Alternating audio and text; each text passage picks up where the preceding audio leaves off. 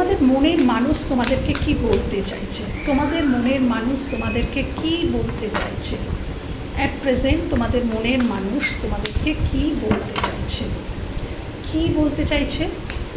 তোমাদের মনের মানুষ এটাই বলতে চাইছে, সে দূর থেকে কিন্তু তোমাদেরকে ওয়াচ করছে, দূর থেকে, অনেক দূর থেকে তোমাদের দিকে নজর রেখেছে, তোমাদের গতিবিধির ওপর নজর রেখেছে এবং তোমাদের কাছে সে আসতেও চায়, কিন্তু আসার জন্য সে প্রচুর বাধা অনুভব করছে।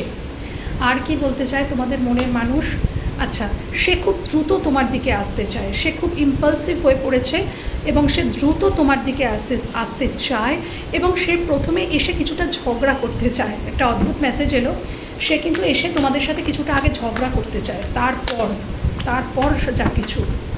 আরও বলো ইউনিভার্স, আরও কি বলতে চায়? বর্তমানে সে হারমিট পজিশনে আছে, সে নিজের প্রতি ফোকাস রেখেছে।